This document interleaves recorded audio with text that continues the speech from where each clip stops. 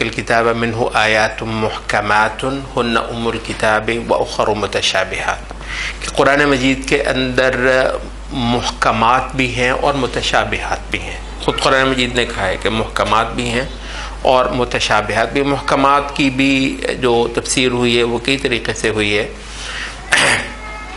جو موٹی بات ہے وہ یہ ہے کہ محکم اس کو ہم کہتے ہیں کہ جس کے اندر معانی کا جو ہے وہ کوئی ایسا کثرت نہ ہو کہ یہ معنی لیا جائے یا یہ معنی لیا جائے۔ مطلب محکم وہ ہوتی ہے جس کا معنی بالکل ایک ہی ہوتا ہے اور اس کے علاوہ کچھ اور مفہوم اور مراد نہیں لی جا سکتی۔ متشابہات ہم ان مقامات کو، قرآن مجید کے ان مقامات کو کہتے ہیں کہ جس سے کئی سارے مطالب اور معانی نکل سکتے ہوں۔ کچھ معانی ایسے ہیں جو کہ قرآن مجید کا جو عمومی بیان ہے اس کے ساتھ وہ کمپیٹیبل ہوتے ہیں، مل رہے ہوتے ہیں، اور بعض اس میں سے معنی نکلنے کو ایسے نکل سکتے ہیں کہ جو قرآن مجید کے عمومی معنی کے ساتھ لگاؤ نہ ہو ان کا۔ اور ظاہر ہے کہ ایسے مقامات پر آدمی کو رک جانا ہوتا ہے۔ اس میں جو اصل مقصود ہوتا اللہ تعالیٰ کا ہے وہ اللہ تعالیٰ ہی جانتا ہے۔ اللہ تعالیٰ نے فرما دیا وَمَا يَعْلَمُ تَأْوِيلَهُ إِلَّا اللَّهُ، اس کی جو صحیح معنی مفہوم تعویل ہے وہ صرف اللہ تعالیٰ کو معلوم ہے۔ اور فرمایا کہ البتہ جن لوگوں کے دلوں میں ٹیڑھ ہے أَمَّا الَّذِينَ فِي قُلُوبِهِمْ زَيْغٌ فَيَتَّبِعُونَ مَا تَشَابَهَ مِنْهُ، تو قرآن مجید کے جو متشابہ مقامات ہیں اس کی ٹوہ میں بہت زیادہ جاتے ہیں۔ صحابہ نے واقعات بیان کیے کہ حضرت عمر کو ایک آدمی کے بارے میں بتایا گیا، کوئی صبیغ نام کا کوئی شخص تھا، کہ جی وہ قرآن مجید ہر دم اس کی کوشش ہوتی ہے کہ قرآن مجید کے جو متشابہات ہیں، متشابہ مقامات ہیں، اس پہ بحث کرے، اس پہ لمبی جو ہے نا گفتگویں کرے، اس کا من پسند مشغلہ ہے۔ تو حضرت عمر کے ذہن میں تھا، تو کہتے ہیں کہ کسی دعوت میں اتفاقاً وہ بھی آیا ہوا تھا، تو کہتے ہیں وہ تھوڑا سا قریب آتا حضرت عمر کو کہنے لگا کہ عمر یہ والذاریات ذروا فالحاملات وقرا فالجاریات یسرا، یہ کیا مفہوم ہے اس کا؟ تو میں نے کہا میں تیری تلاش میں تھا، ادھر آ جا۔ تو اس کو حضرت عمر نے چھڑی سے مارا اور 3 دن کے لیے اس کو بند بھی کر دیا۔ تو اس کے بعد وہ کہا کہ اب سنا کیا حال ہے؟ کہنے لگا وہ جو ذہن میں تھا سب چلا گیا ہے۔ تو حضرت نے کہا چل اب جا، شاباش چلا جا۔ تو اب وہ مطلب ہے کہ یہ داریات ذروا، اس سے مراد جو ہے وہ مطلب ہے کہ ہوائیں ہیں اور بادل ہیں، لیکن اس کے اندر مطلب صراحت نہیں ہے، تو عمومی طور پر یہ مراد لیا گیا ہے، لیکن کہنے والوں نے عجیب و غریب اور بھی اندازے لگانے کی کوشش کی ہے۔ موٹی بات اصل میں یہ ہے۔ اچھا، تو وہ کہا جاتا ہے کہ اسی صبیغ شخص جو تھا، خوارج جب نکلے، فتنے آگے، وہ لڑائیاں مسلمانوں میں پڑ گئیں، تو کہتے ہیں کہ یہ کچھ جو خوارج وغیرہ تھے تو یہ اس کے پاس گئے، تو ان کو یہ تھا کہ یہ تو اس کو تو پرانی وہ مرض ایک لگی ہوئی تھی، تو ان سے کہا کہ بھی آپ تیرا وقت ہے۔ تو اس نے کہا مجھے عمر کی مار یاد ہے، میں نہیں جاتا تمہارے ساتھ۔ تو مطلب وہ رکا رہا۔ اس کی جو ہے وہ ایک مثال ہم اس صورت ہی سے دیں گے، متشابہ کی جو لوگ ٹوہ میں جاتے ہیں۔ اب اس مطلب ہے کہ یہ جو قاعدہ اہل سنت نے اخذ کیا ہے اس حوالے سے وہ یہ ہے کہ متشابہات کو ہمیشہ ہم محکمات کی طرف لوٹائیں گے۔ ایک قاعدہ جان لیجئے، مطلب محمد بن الوہاب کہتے ہیں کہ اگر ایک موحدین کے ایک عامی کو بھی یہ قاعدہ یاد ہو تو وہ بدعتیوں کے بڑے بڑے علماء کو چپ کروا سکتا ہے، صرف اگر یہ قاعدہ اس کو یاد ہو۔ اور وہ کیا ہے کہ متشابہات کو محکمات کی طرف لوٹایا جائے گا۔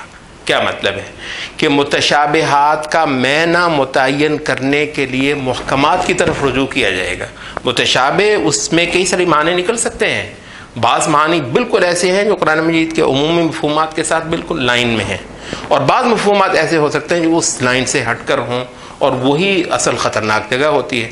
تو ہم کیا کرتے ہیں؟ ہم کرتے ہیں کہ قرآن مجید کے جو محکم مقامات ہیں ان کی روشنی میں متشابہات کو سمجھتے ہیں، ٹھیک ہے، اور متشابہات کے وہ معنی جو محکمات سے ٹکراتے ہیں ان کو ہم اللہ تعالیٰ کے سپرد کر دیتے ہیں، اور اگر وہ بالکل صاف مطلب اس سے متصادم ہوں تو ہم بالکل ان کو قبول نہیں کرتے۔ اس کی مثال مطلب ایک عام سی میں آپ کو دے دوں، یہ جی ایک حدیث میں آیا ہے، چلیں سند وغیرہ کے لحاظ سے بہت ساروں نے قبول کیا ہے، الحسن والحسین سیدہ شباب اہل الجنہ، کہ حسن اور حسین رضی اللہ عنہما جنت کے نوجوانوں کے سردار ہیں۔ اچھا، اب سردار ہونے میں ظاہر ایک معنی تو یہ بنتا ہے کہ جب کوئی آدمی سردار ہو تو پھر وہ ان میں سب سے اعلیٰ ہوتا ہے، معنی بننے کو تو بنتا ہے، ایک بات۔ اور دوسرا یہ ہے کہ جنتیوں کے بارے میں دوسری جگہ پہ یہ آیا ہے کہ سارے جنتی نوجوان ہوں گے جنت میں، بوڑھے تو ہوں گے نہیں۔ آپ کو نبی صلی اللہ علیہ وسلم نے ایک بڑھیا سے مذاق بھی کیا تھا، جب اس نے کہا جی میرے لیے دعا کریں جنت میں چلو، آپ نے بڑھیا تو نہیں جائیں گے وہاں پہ، تو اور پھر کہا کہ مطلب تو بوڑھی تھوڑی ہوگی وہاں پہ، جب تو جنت میں آئے گی تو مطلب جوان ہی ہوں گے۔ تو انہوں نے کہا کہ جنتی تو سارے ہی جوان ہیں، تو اس کا مطلب ہے سارے جنتیوں کے سردار ہوں گے۔ اچھا، جب سردار ہوں گے تو جنتیوں میں نبی بھی ہیں، تو اس کا مطلب نبیوں کے بھی سردار جو ہیں وہ حسن اور حسین ہیں، تو جو سردار ہوتا ہے وہ دوسرے سے افضل ہوتا ہے، تو اس کا مطلب ہے کہ حسن اور حسین انبیاء سے افضل ہے، ثابت بھی ہو گیا حدیث سے۔ حدیث نے کہا ہے کہ وہ جنتیوں کے سردار ہیں، تو جنت میں انبیاء بھی ہیں، صدیقین بھی ہیں، تو ابراہیم علیہ السلام سے بھی افضل ہیں، محمد صلی اللہ علیہ وسلم سے بھی افضل ہیں حسن اور حسین، ثابت نہیں ہو گیا۔ تو یہ کیا ہے؟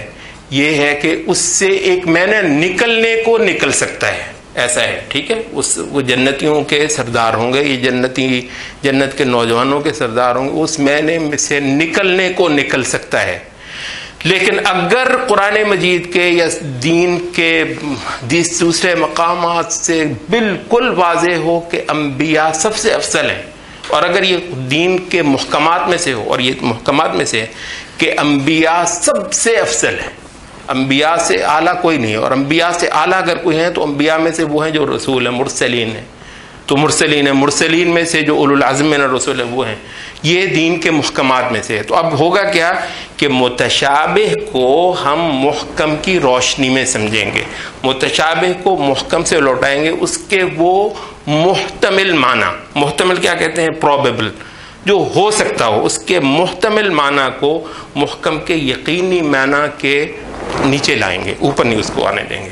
تو جب یہ قاعدہ آپ کو سمجھ آ گیا تو آپ بے شمار مقامات تو جو جتنے بدعتی ہوتے ہیں وہ ایسے کرتے ہیں، وہ یہ جو ملنگ بیٹھا ہوا ہے کبھی نماز پڑھنے کے، اس کو لڑکوں نے جا کے کہا ہمارے گاؤں میں یہ ہوا، وہ بھنگ پیتا ہے اور پتہ نہیں وہ پہنچی ہوئی باتیں کرتا ہے، تو لڑکوں نے کہا نماز ہوتی ہے تو نماز میں کیوں نہیں آتے؟ کہتا ہے کہ اچھا مجھے ایک بات بتاؤ، اللہ کے حکم کا پتہ بھی کبھی ہلتا ہے؟ کہنے لگا جی بالکل نہیں ہلتا۔